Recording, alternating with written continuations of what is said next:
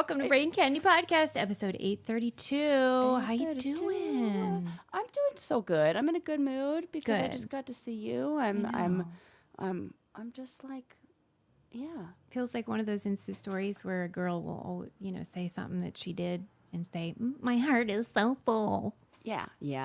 Everybody so does that. full. I'm like, my heart's never been full. What are these bitches talking about? Okay, welcome. Yes, we had a reunion, but now we're back in our hot studios, Yep. connecting Mine's feeling digitally. Yeah. It's not the same as the sweet embrace. It isn't. But I'll take what I can get. Yeah. Okay. We got to get back in the brain candy mode. I talked to Sarah about this before or when we were together, but we have to talk about it on the show too, because I watched the one that everybody's watching, which is that Man with 1,000 Kids, the documentary. Oh, I'm glad. Let's talk about that. So that was on Netflix, and you know how like if you're in the documentary community as we are, yes. like there's something that'll come out and then like everyone watches it. And for 2 minutes, that's all anyone can talk about is like, and that's what this Man with 1,000 Kids is. It's about this guy who donates his sperm to sperm banks. He started in the Netherlands. That's where he's from. But then like you can hit your limit at certain sperm banks. So you're not allowed to. Yeah. It's in some places there's a limit. And so if he reached that limit, he would go to another country. And he started globally spreading his sperm all around the world. And then he was also doing it in private donations. So like you could go online and he had like a website where, and then he'd go to your house and like hand you sperm or whatever. Oh. And, the people that are either can't conceive on their own or maybe they're a same sex partnership, of lesbians, they need the sperm. And so they think this is a great option. Little do they know that he's doing this all over the world. And then the problem a lot of the people in the Netherlands especially have is they're worried that their little blonde, blue-eyed babies are going to breed with other blonde, blue-eyed babies who are their half sibling unknowingly. Yeah. And one thing that I thought was fascinating is they actually have a name for the phenomenon when you're attracted to your sibling. Like if you don't know that they're your sibling, you can be attracted to them because there's familiarity. Like your body or your brain senses this connection, but doesn't realize. Why we pick dogs that look like us. Oh my God, we're such narcissists. Totally. And I forget the official name for it in the medical community, but like the, more commonplace name is called Luke and Leia effect. Oh, because in Star Wars they like are siblings but didn't know it, and they smooched or whatever. Yeah, that was a weird storyline. Okay, so it was fine. I didn't think it was a good documentary at all. It's just a shocking premise. But then the reason why is like what you were telling me was the part that I really wasn't aware of about like what his motivations were, because that's what I want to know. I want to know more about him, and because I've seen neither of these documentaries, but I read one article, but that's it. But it didn't really talk much about him. And what does he do? Do you know what he does for a job? He claims that he's in crypto course. He and he has this YouTube channel, and he travels all around the world for this alleged crypto job and to like ejaculate everywhere. And the videos are all about his philosophy and how to be a person, basically, and from his point of view. But the moms speculate that he's doing those videos so that then his kids will be able to, like, he wants to inculcate his kids with his philosophy and spread this like weird, like blonde cult. And online, there were a lot of people who felt that all these mothers are racist, and that's why they wanted blonde, blue-eyed babies. Like they felt like, oh, of course he is always the donor that's picked because he's like the Western ideal. Meanwhile, this guy looks like a goober. I don't even know how they could think this guy is the right guy. And I think it's less about if you find somebody who's in a situation where maybe they don't want to go through the normal channels, or they just are desperate. That feeling of wanting to have a baby can be a desperate place, and it's like beggars can't be choosers at a certain point. And I think that if somebody at a time when, I don't know, if I were really in need of that and they said, here, I will give this to you, which I'm imagining he's doing for free or for like a low cost to some of them. That's right.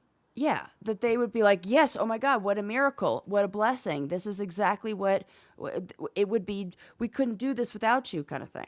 I think maybe this guy is interested in some sort of master race type philosophy. I don't think the mothers are. I think that because they described how on his website it'll list like hundreds of potential donors you can pick from, but the truth is there was only 2. And so these women didn't even know. What do you mean? So they were like pretending that. Yeah. So no matter which one you picked, criminal. It was going to be one of these 2 guys because they want to spread their seed around the world and become like. And there are 2 of them doing it? Yeah. On this website, yeah. Then it does feel like culty, master race bullshit. That gives me a sickening feeling in my stomach, actually. They even alleged that the 2 guys would they'd combine their semen and play roulette, and they would see like which sperm wins. Oh! In these ladies. It's so sad because these poor women, they just want a family. They just want to have a baby. And they want to regulate our bodies. Right. And we're the ones who were. There's no woman who's destructively like ovulating. Right. Right. Yeah, it's so disturbing. Okay, so but to me, that documentary felt far more like the equivalent of documentary clickbait. Okay. And then I saw this article about the best documentaries of 2024 so far in the New York Times, and it listed this one on Hulu called Sperm World. And so I watched that one too. And that one is far more nuanced in its storytelling about like the motivations for why anyone would be a sperm donor. Because really, what's in it for them? Yeah. Period. What is it? What is I mean, so you're of course going to have these kind of guys that like just have these narcissistic tendencies where they want to create more of themselves. Yeah. But then there's like these guys that are genuinely doing it for like $50 extra. Yeah. You know what I mean? Just to make ends meet. And then next thing you know, they have these kids that maybe 18 years later are going to be like, hey, Dad. You know, it's sort of maybe they're not realizing that this is a really big commitment potentially. Yeah. And like, if you think about it, why would anyone donate sperm? Right. You might be optimistic like Sarah and think, well, like maybe they're really nice and they feel for these ladies. I think that that's possible, but that's a very small percentage of the donors. Yeah, who had some kind of personal story or connection to like being a doctor, donation or something like that. I would be hesitant to accept to go that route. I would really want to know the person. Yeah, why would because it really is. Why would somebody? Right. And so these ladies don't have because I can understand being an egg donor, and I can so understand being a surrogate. And egg donors make a lot of money, though. Yeah. Too. Yes. I mean, there's far more financial benefit to that. Yeah. Because it's more involved. And the vetting process, like the elimination process, is it's much more. Yeah. And then the Sperm World documentary also looked at like the partners of the donors and how it makes them feel and how sometimes they want to get pregnant and they have to like schedule time with their partner because he's too busy jacking off for all these lesbians or whatever. And it's like, that would suck. Did that man, the man with 1,000 kids guy, have a partner? No. Oh, of course not. Yeah, it's himself. It is. He's in love with himself. Uh-huh. Yeah. Did they show the other guy? No, they didn't show him. Okay. Yeah, this was just about this one guy. Two of them. That is there any part of that that's fraud that he could be in trouble for with the, or if it's, well, that seems illegal. Different countries have different rules. And so like, I guess it would just depend on what he's doing and where.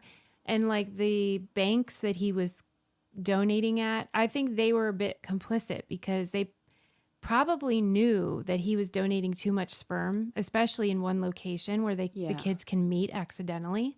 Yeah. But like they probably don't have a lot of men wanting to donate.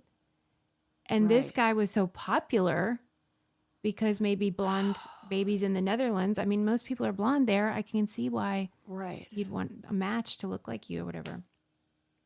I'm just saying, and I feel like they have the population. They have less population than we do here, just to begin with. It's just probably fewer people donating sperm. It just seems like we need some regulations cooking. Absolutely. To protect the kids. Like, mostly. This is the kind of stuff that they should be using some AI learning for. Of like, put it into a machine, scan it, and like see if it comes up as like a match to like any little pockets. Absolutely. Of that. I know we could do that. They've got, but it's probably expensive. And I'll tell you what's not expensive, and that is Pair Eyewear. Oh yeah. What a bargain! These glasses are so cute and so affordable. And you know, I like anything that's like a 2-in-1 or a 3-in-1 or like, and this is like a 100-in-1. Yeah, because you can get the base frames, any color, whatevs, and then you can get all these cute designs that you can pop on there magnetically, so you can change the look of your glasses all the time. This is like to sunglasses. It's a revolution. Yeah, you can make them into sunglasses too, and you do like the digital try-on to see what looks best on your face, and then upload your prescription, and then Bob's your uncle, as they say. There you go. It's so easy. The sun tops, I mean, talk about handy. Because then you can have your prescription with the sunglasses and not have those ridiculous transition ones that are like, no, not cool, people. Right. Celebrate friendship and adventure this summer with Pair Eyewear. Go to paireyewear.com and use code BCP. That's a new code for 15% off your first pair, and mention that the Brain Candy Podcast sent you in your post-checkout survey to support us. That's Pair, P-A-I-R, eyewear.com, code BCP. And the reason why they said that in the call to action was that they have a new Mickey and Friends collection. Oh. So it's like Disney, Mickey Mouse, Minnie Mouse, Donald Duck, all that stuff. I mean, there's a lot of Disney heads out there, and that would be adorable. Dahlia, if you're listening, did you hear what I just said? There you go. We have a lot of Disney people in my family. Okay. So please, as we've already established with my Toy Story collection, and that's right. Remember when I tried to pretend like I wasn't a Disney adult? Yeah, for 5 seconds. Funny. That was a funny moment. Okay, so if I were going to watch one of those, I would recommend Sperm World, because the other one's more just like provocative. I think they had a naming problem. They should have named it something different. You Sperm said World it. is like that. That sounds more clickbaity in a way. Yeah, but then I'm like, I could see people being like, oh, I don't want to click on Sperm World. Yeah, right. The visuals then the algorithm that creates is going to be like, whoa, this is a freak. Right. Okay, so did you hear about the people in Boston, these 2 people that thought it would be funny to start like a campaign to get googly eyes put on the front of a train, like Shining Time Station? This is something I can get behind.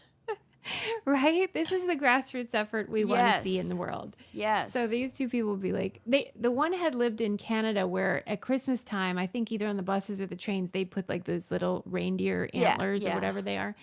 And they thought it was so cute that they were like, I wish the train and the buses had googly eyes. And then it became like this gag that they just rolled with, which is something we would do. Yeah, absolutely. Please.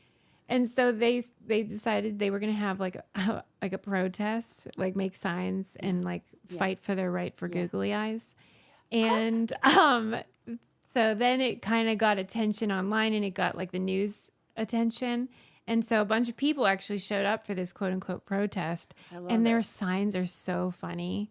Like they're all like eye puns. Of course. And they're like trying to keep it serious so that it's funnier.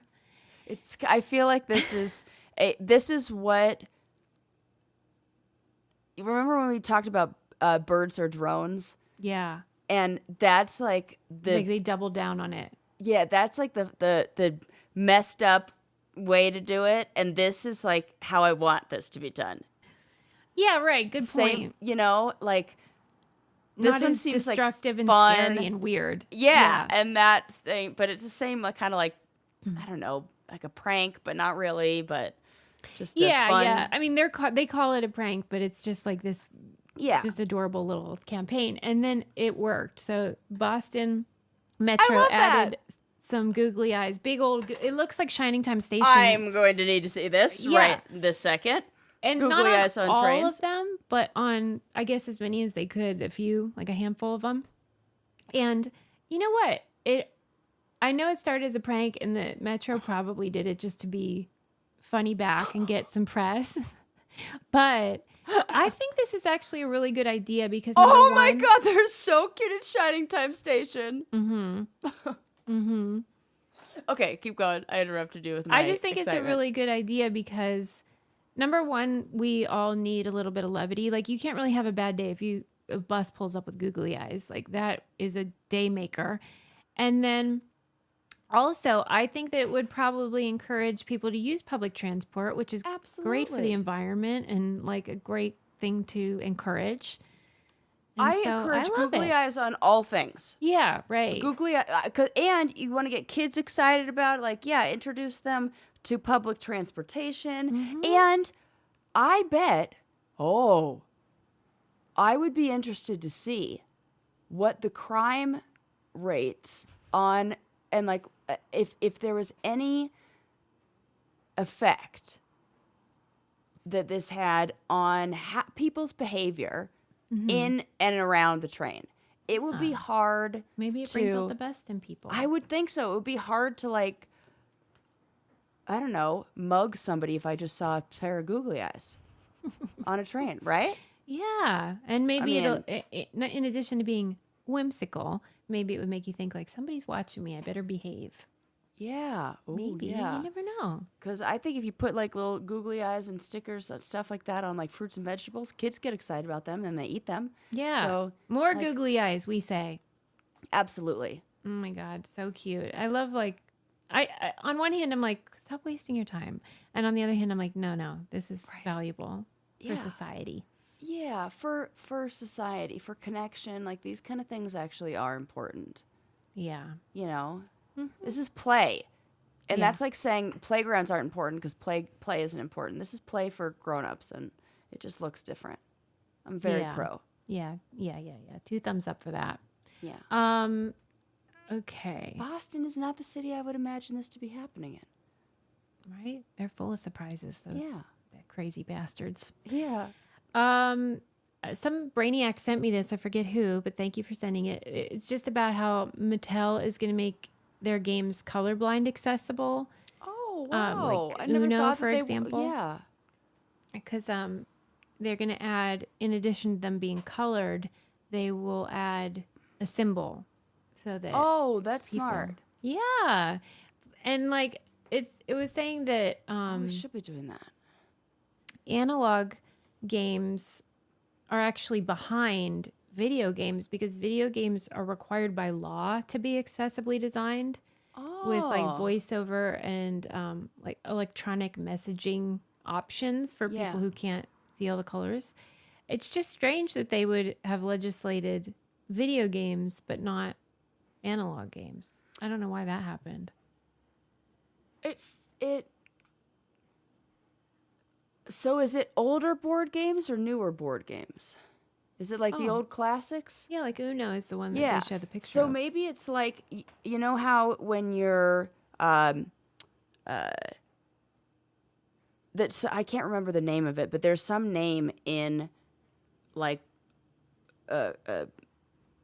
development or contracting or when you're building houses and stuff like that for things that have been there for like since before those laws were established. They're like grandfathered in so that you don't have to bring things up to code. Mm-hmm.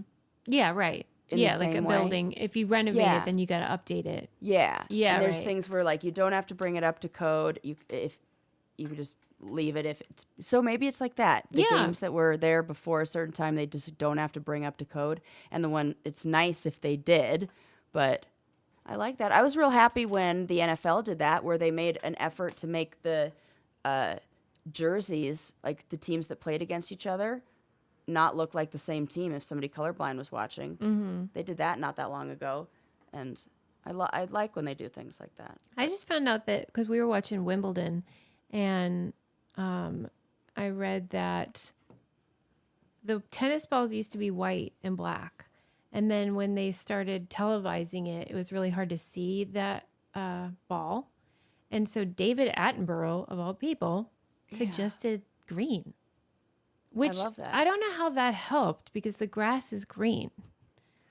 I think it had something to do with his ability, like what he saw animals flashing in the wild and was like, this is what maybe who knows? But I had heard that. I'm glad you told that story because I had all I knew is that there was some connection between David Attenborough and the color of a tennis ball, but I had no freaking clue what it was. Yeah, so he's a real I'm excited Renaissance that you knew man. that.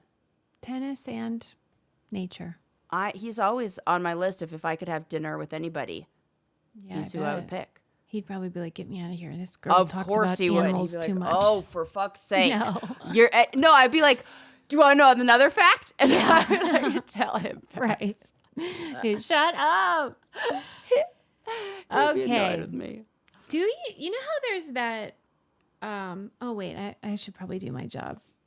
I'll tell you another thing David Attenborough probably would love, and that's wild grain bread. He probably would. We all love I just it. got my box yesterday. Oh yeah, I saw you unboxing it. It was so good. Mm-hmm. I'm gonna make some hamburgers with my nice brioche buns. Yeah, they're so good. Got those cookies that you've been talking about so much. My gosh, you excited? Yep. It's How so am I gonna great. not eat the whole thing? They have bread, pasta, pastries, cookies. I mean, and this stuff, it comes frozen and then you bake it right when you want it. It doesn't take long at all. And then it's super fresh and unbelievably delicious, and it's easy on your tummy. I don't know how they did that. Yeah, I do. They didn't put all the crap in there. Right. They used quality ingredients. Right. And they have a plant-based box now, which I just ordered, so I'll have to tell you if it's yummy. I'm sure it is. Plant-based pastries, breads, hand-cut pastas. For a limited time, you get $30 off your first box, plus free croissants in every box when you go to wildgrain.com/braincandy to start your subscription. You heard me, free croissants in every box, $30 off your first box when you go to wildgrain.com/braincandy. That's wildgrain.com/braincandy, or you can use promo code braincandy at checkout. Oh, I love those croissants so much. So good. Maybe I'll have one today. That's nice. Treat right yourself. now, right after this. Yum. Something to look forward to. Because we started early, so it's good like breakfast. Yeah, where it's like brunchy. Yeah. Oh yeah. So do you know the whole story about how Coke used to be made with cocaine? You know, like that's the whole like mythology. Is that I didn't Coca-Cola. know that they actually did that. Well, that's what I mean, I just heard the rumor and right. I assume I have heard the things rumor. were wild back then, you know. Yeah. I don't even know what year it is, but I know things used to be wild. And okay, so I finally read like the actual story. Oh, okay.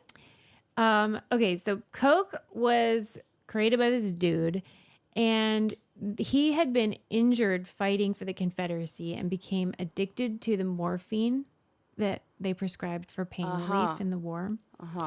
And he was living in Atlanta after the war, and he tried a new wonder drug called cocaine and found that it cured his morphine problem. He kicked that darn morphine habit. I mean, tip of the hat. Sure, he's hooked on cocaine now, but let's give credit where credit's due. So, like at the time, cocaine was just seen as like this.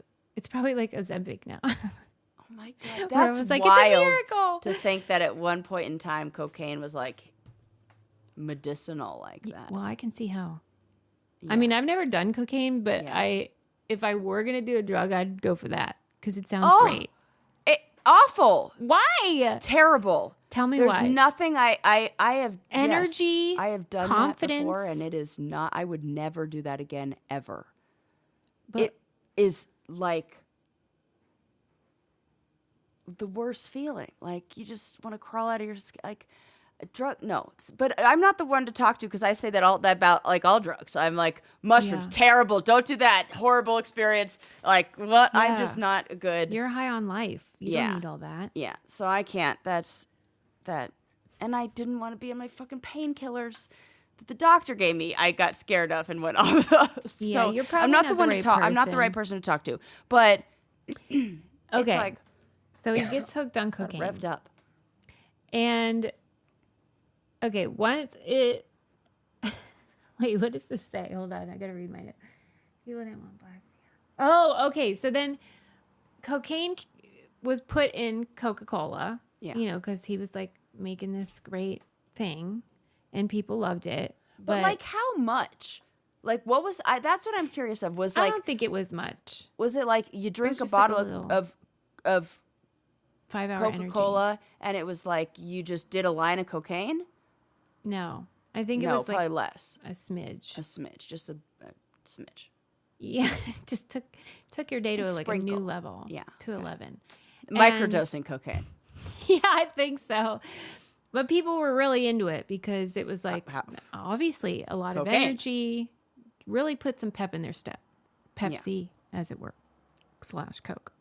Okay, so I never thought about that. Pep in your step, Pepsi, like. Yeah, they're sending messages, right? Of course, that's okay. So then, everybody in the nation is just like hooked on cocaine, and but it was mostly sold at these, like shops where there's a counter. Like, what do they call those? Ice cream shops, soda shops, basically. Like a soda shop, yeah. Fountain. Well, mostly who was in there is white people, like respectable.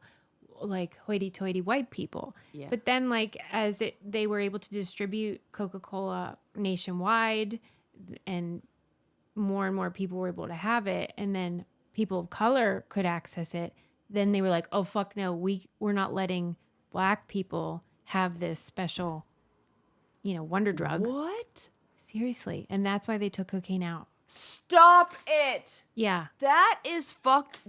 It's as fucked long up, as but white it's like people good. Were doing but it, like that's like when white people were doing it, it was seen as just like, oh, it's an energy drink. And then once black people got it, they were like scared. Like drinking Coca-Cola while black.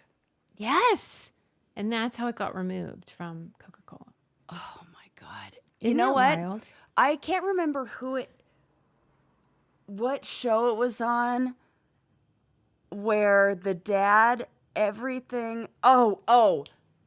It's Blackish. Where I think it's the grandfather. Like everything goes back to like the answer for everything is racism. Like, well, that's because of racism. Mm-hmm. It legitimately is the answer. It's racism and yeah. Oh, yeah. They claimed that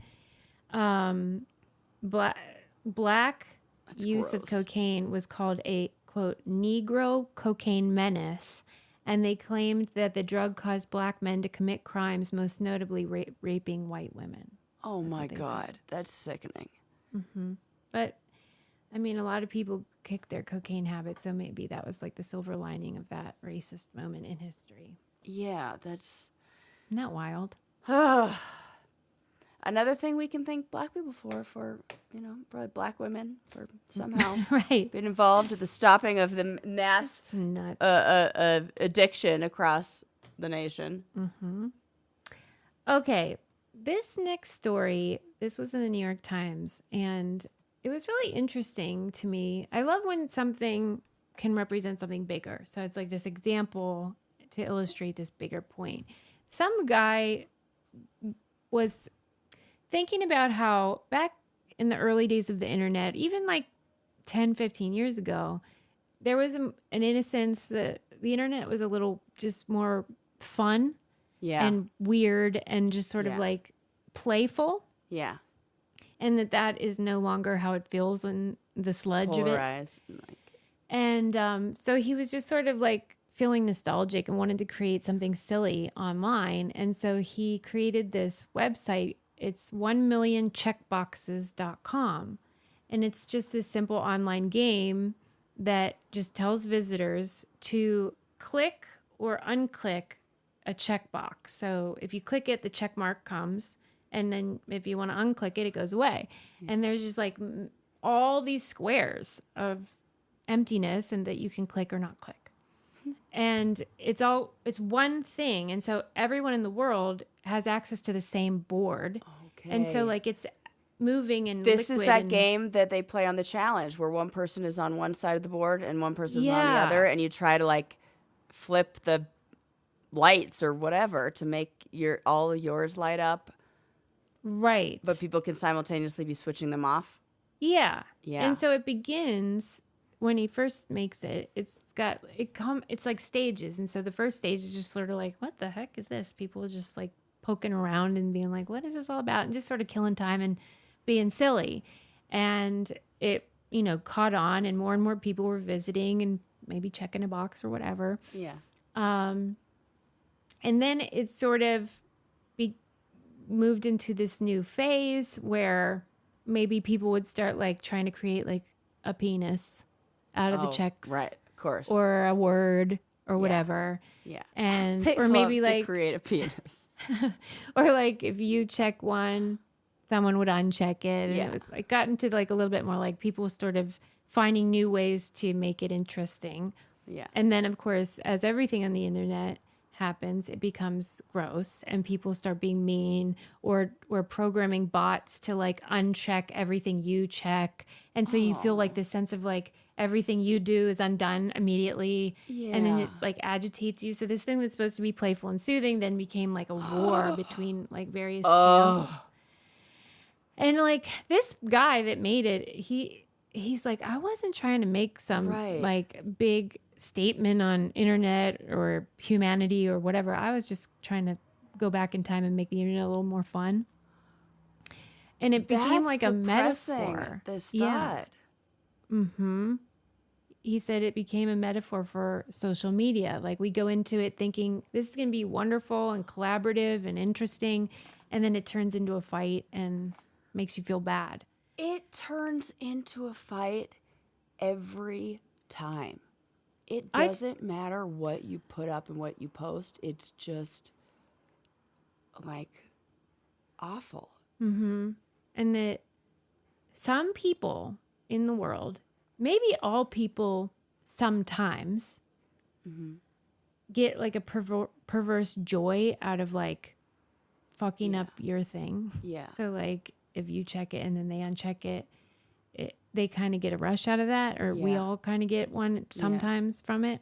Yeah. And so it really just is, showing human behavior. nature. Yeah. Mm-hmm. Human behavior. This is. Yeah. But and it's like sad that it has to go there and that we can't. And I think it's one of those things like it's a cliche expression, but like the one bad apple ruins the bunch kind of thing is that it doesn't feel like you have to like pick a side or get defensive or start, I don't know, playing unfair or whatever until somebody comes in and somebody starts that, and then it's like a spark in a dry forest and it just starts spreading like wildfire. And so it makes sense that when we become fearful and the more we move towards fear, alert, alarm, and terror, the more we move away from our prefrontal cortex and those executive functioning parts of our brain that tell us how to be nice to each other. And so I feel like we are living in such a state of fear as people with so many things. And it's like like death by 1,000 paper cuts on social media and things like this. Like, and I'm getting scammed here, and the telemarketer's calling me over here. It's like everybody's trying to scam you, and it just makes you like on edge. It doesn't surprise me that people are quick, that these things that are meant to be kind or nice or fun turn that way quickly with people rooted in fear. Yeah, it's existential. Yeah. And they are saying the next phase of it is probably this question of that every platform has to deal with. And that's how do we moderate and what do we moderate, if anything at all? Because if people are going to write racial slurs with the check marks? Do you block that? How do you intervene, or do you intervene? This is what you see on like Twitter and Facebook and Instagram. Like, what are we going to allow or not? Right. But it's interesting when something so seemingly so frivolous can be this metaphor for the human condition. So, but if you're in the mood to check some boxes, 1millioncheckboxes.com is where you can find it. And I'll tell you where you can find Oak Essentials. That's all over my body. Yeah. That's where you can find it. Absolutely. This lotion, moisture rich balm, body oil, please. We're going to be coming up on almost a year of me having that body that I still have. It's such good quality. There is a little difference. Goes a long way. Mm-hmm. I mean, I remember I worked in the beauty industry for a long time, and I remember these like high-end companies who would say that, be like, it is more concentrated, you need to use less. And I was like, okay, blah, blah, blah. But then when I stopped getting that stuff for free and started buying it on my own, I went through this phase where I was buying cheaper product. And I'm like, why am I buying 10 bottles of lotion in like, versus when I bought one before? And we're all about less waste over here. And then I got to go through 10 plastic bottles too. Right. I love my Oak Essentials stuff. It's so nice. Love. It does Luxury. feel like like self-care, and it feels it's like a treat. Yes. And it does say like for daytime use, a little bit goes a long way. If you want at night, you can add more of the moisture rich balm so that like while you're sleeping, you're locking in all that moisture too. Yes. That's what they recommend. Ooh, so it's great. All their products are beautiful, smell great, feel great. Have some of them have like organic products in there. It's like the good stuff. Say hello to clean, spa quality skincare essentials that deliver a moisture rich glow. Our followers will get 15% off their first order when they use code BRAINCANDY at checkout. That's 15% off plus a gift with your first order at OAKESSENTIALS.com. Promo code BRAINCANDY. Go ahead, treat yourself, simplify your self-care this summer with Oak Essentials. Yes. Yeah. And they got good free gifts with that too. Goodies, plenty. Okay. I watched. Where was it? I think it was Prime Video. There was a documentary about Columbine. You know, I get kind of fixated on Columbine a little bit because it was tragic. I remember it. As you know, I visited in the hospital, the victims and all that. So I do find the situation so fascinating. And you know how one of the killer's moms had that TED Talk that went viral, and she had a book. Her name is Sue Klebold. And there's that other Columbine book that I recommended on this podcast once, where you find out that much of what we heard about the whole thing was not accurate. And so like once we got the police reports and everybody combed through it, you realize like so much of what was said on the 24-hour news things about a lot of it, the bullying, the trench coat mafia, the supposed Christian that said, yes, I'm a Christian, and then she died. All of that stuff was like inaccurate. And ultimately people sort of concluded that the one killer was a sociopath, had like a personality disorder, and that the other one was kind of influenced by him. And then when they got together, it was just like this toxic combination. But what I liked about the documentary that I watched was that Sue Klebold really wants to focus on the fact that often people that are homicidal, as they were, are suicidal, and very rarely are suicidal people homicidal. But like she wants you to focus on the fact that her son was suicidal. It wasn't so much about he went to school to die, is what she says. And yes, all these people perished because of their toxic, disgusting, violent acts. But that if you can keep that in mind as a parent, then that could help prevent. She gets so much grief online though, because you cannot win. Some people are mad at the other parents, Harris parents, because they don't talk and they don't do anything in the media and they want them to be more vocal. And then some people are mad at Sue Klebold because they're like, think she's trying to get attention or not doing enough or whatever. She gave all of her book's proceeds, $450,000, to a suicide prevention charity. Oh my gosh. Like to me, it's sort of like, what do you want her to do? What do you want her to do? And she's people want to be mad at somebody though. Yes. And I understand if my kid was the victim, I would feel the same way. Yeah. But I don't know. I think you can be mad and hold empathy for somebody, or like. Yeah. But some people will always have that view of like, how did you not know that your son was building a bomb in the garage? How did you not know? You must be negligent as a mother if you didn't know that your son was suicidal or homicidal. And I think it's hard for people to relate if they haven't been in that position. Yeah. But I think a lot of times you don't know. And there's like a name for it, like cloak of the good child or something, where like for his whole life, Dylan Klebold was a good student, never got into trouble, kind, sweet, kind of nerdy. Yeah. And then had a little bit of trouble the year before the shooting, but they felt like they handled it. He had consequences and whatever, and didn't get into any more trouble, and they thought the problem was solved. I think that's very common. Yes, it is. Like when people go through puberty and they get a little crazy. Yeah. And maybe misbehave when they haven't before.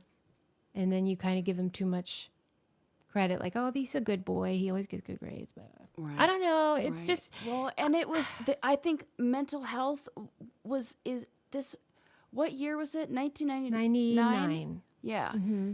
Mental health was looked at different, like you have to look at this through the lens of like how we saw things then. Mm-hmm.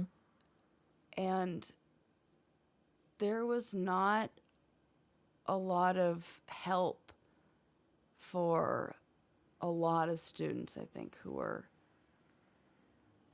dealing with some of those emotions. Mm-hmm. Yeah. And now our awareness is raised because of things that have happened. Mm-hmm. Yeah. I hope so. I hope we have all learned a lot from that, because that was jarring in American history. It was this moment of like, what in the world is going on? Just had strict gun control right then.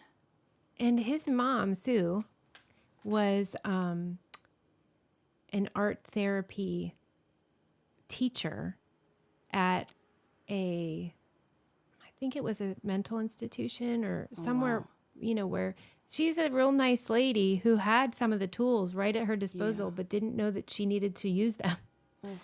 And so I think what she's doing is useful. She's saying, here's things I could have done differently. Here's what parents can know. I don't know. What else can she do? That's doing the best with what happened. Yeah, it's good. It was useful to me as a parent too, because I just, you want to do the right thing. Right. And it's interesting that so long after everything happened that there's still documentaries coming out that are shedding new light or talking about it in a different way, and that's good. Yeah. Okay, this is just a little something that I thought was interesting. There was this basketball player named Jerry West, and he was a white player in the early days, probably like the Wilt Chamberlain era. Yeah, short days. And yeah, tube socks era. And he allegedly became the silhouette that you see in the NBA logo. Yes. Yeah. I was like, I thought I heard that name. Yeah. He died recently, so I think he was in the news a little bit because of that. And he knew that he was the logo, but the NBA and the person that chose the logo never admitted it. And some people denied it. Then they would have to pay him like rights for his. You think? So that's why I wanted to bring it up, because in Cue the Sun, the book about reality TV by Emily Nussbaum, she talks about how one of the Survivor cast members from the first season became the silhouette in their logo. and wasn't given any money or anything. Just they used an image that they took that they had ownership of because that's how it works. On the Survivor chapter right now. What do you mean? Chapter? book. Oh, okay. Yeah, In I'm the so book. excited. Yeah. This is the exact chapter I'm on.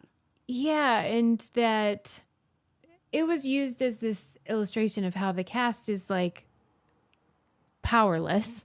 Like they can take pictures of us and use them for whatever they want, and we don't get money for it. And so in this case, I don't think Jerry would have gotten money for it because if he's Right. there's an image you can look it up. And you already I know it's like he's like going like that, right? Well, I don't mean no. He's just dribbling and like kind of running, and there's like a photograph that everyone's I see, like that this is image. Jerry, and then look, it's the same as the logo, but they're still like, what? We don't know what you mean. But I don't know why they denied it. Slanted to the side, yeah. Why did I think his hand was up in it? Like there is no way you took your medicine today. No, definitely not. Oh my God. What's the weekend? It's brutal. It's a weekend. Well, I had to look it up. No, but like you just said you could look it up. It's not the looking up. It's the interrupting. Oh, sorry. I am bad at that. It's so distinct and noticeable versus when you take your medicine. Well, I got ADHD. She's disabled, everybody. I'm disabled. She's differently abled. Yeah, but anyway, so he never got the credit. I don't know if he would even have gotten money or whatever. But I think part of why it's like provocative or notable is because like he's one of the only white players, and of course they use him as the logo. Not that you would know the race from the silhouette though. That came up in the article, and I thought, do you think it's evident that he's a white guy? I don't know. How would you know that? No, you wouldn't know that from a logo, but you would know that. But it is the idea. Okay, let's put it this way.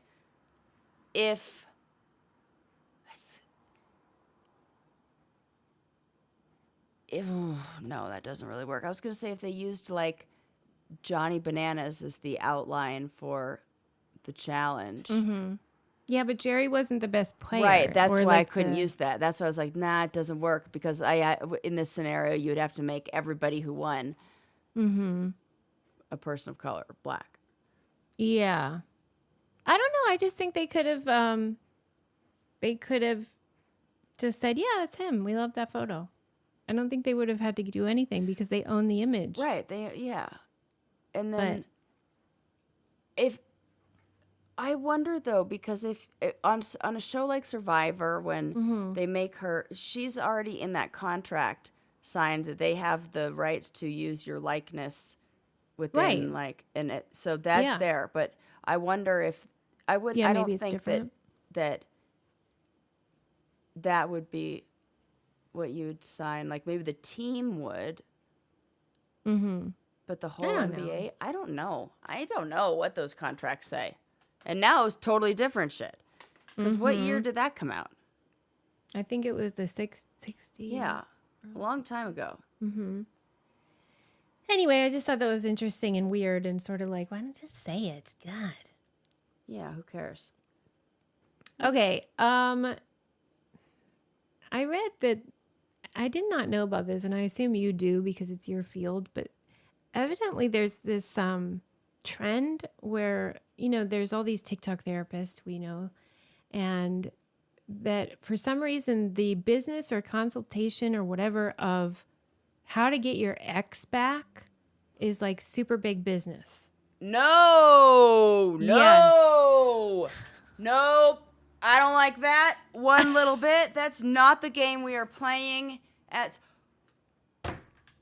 Yeah. What are we doing out there? This online therapists. Could we not do that, please? I found the article on slate.com and it's called We're So Back. The Get Your Ex Back industry is booming. It really shouldn't be. That's the article.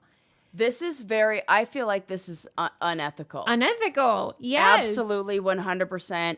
As a therapist, I do not think that feels good. Of course it's big business too, because if you get dumped and you didn't want to be dumped, you desperately want to convince this ex that like, no, you did the wrong thing. We should get back together. And so they're exploiting this vulnerable population of dumpies. It's real bad. I do not like partner that. Back. That isn't that shocking? It is shocking. Come on. It's shocking that like the Board of Behavioral Sciences makes it difficult for me to take my license across state lines while being very ethical when other people are there's no, we're in this like Wild West time of online therapy. Nastiness. Yeah, and I don't like it. It says these coaches offer their clients a proprietary set of psychological and rhetorical strategies they claim will cause a former lover to return to the grasp of their dumped partner, restoring the relationship. Okay, are these therapists or coaches? They probably call themselves coaches. Okay, because if it's therapists doing this, you are not doing your job right. If it's coaches, they're doing exactly what coaches often do. And it's very lucrative. They make multiple six figures from these strategies. Yeah. Mm-hmm. It's very disturbing. It is. And the videos go viral. Approach that in such a different way. You should make a video telling why it's gross. We shouldn't do that. Don't do that. Yeah, and also you can't even trust yourself in those moments because you're like hormones are all over the place, and the neurotransmitters that you're getting are like more neurotransmitters that you're getting are you're addicted to that person. You need to, bad. It's. I know that there are exceptions, but I think it's very unusual for a couple who has broken up to get back together and then have a successful relationship. Yes, there are always exceptions, sometimes, but I agree. Yeah. Because also in this situation, it's how to get your boyfriend back. You do not want a partner who does not want you. Mm-hmm. I don't want something that... I don't want to have to persuade somebody. Right. No thanks. Bye-bye. No. You're lost, fool. Yeah, move on. Move on. And stop with a the good life therapist coaches. can help you with that. I'm available taking new clients if anybody's in the state of California is looking for therapy and wants to know how to have better partners in the future and attract somebody who meets your needs and is compatible with you and that you have healthy communication with, then come talk to me. Yeah. The end. I know. It feels exploitative. It absolutely 100 million% is. Mm-hmm. Okay, last thing. I know my time's up, but how about how, I'm sure you already saw this, but elephants have names that they call each other them? I did hear that. Like, they communicate with each other using these vocalizations. They're the low frequency ones that humans can't hear or whatever. Yeah. And so they're always like talking. Can you imagine what they're saying about us at the zoo? So much look at these stuff. Idiots. They think we're in the zoo. Right. They think they're free. Yeah. But, okay, so they said that people that observe them have noticed that sometimes when an elephant makes a noise to like a group of them, all of them respond. But then other times the same elephant will make a similar call, but only one of them responds. That's so great. And so they thought, wait, maybe they're like saying each other's names or something, you know? Yep. So they ran these sounds, the rumblings, through some AI thing. And they found that the audio showed that it's like statistically significant in terms of whether it does match the idea of a name. I don't really know how they would figure that out, but these people are probably smarter than me. And so they would play the sound for the elephants to see how they responded to calls that seemed to address them versus ones that seemed like they were for the group. And they would react more strongly to those vocalizations that were supposed to be for them. So, like, I don't know if it's their name, but maybe it's like a call. So Yeah, I read that, and it could be like their names or just like their labels throughout like the community. So here's what the experiment that I would want to see done like after that. The next one is take 2 herds of elephants and identify the roles of each herd. So you have like, there's always like a matriarch in those herds. And take the name that one herd calls that matriarch and use it to in the other group and see if that matriarch turns around in that new group. Because if then she does, then now we've labeled that's the name for matriarch. That's the name for whoever the head lady is. And if you have maybe like younger elephants or kids or babies, you know, see if there's something called for them, and then take that to another group and see if there's like a collective name for like a group of younger elephants like that. That I think is how we could, or if nobody turns around, then it is the names. And then it like, I want to compare 2 herds. Yeah. Oh, this is so cool to so me. Cute. They really I love are. those goddamn pachyderms. Is that what they really are? Pachyderms. Yes. They're so cute and like just so giant but gentle. Yeah. Usually. That's why they're wise. Like, don't you feel like a lot of the animals that are really intelligent are fairly gentle? Like elephants are gentle. Right. So we're probably dumb.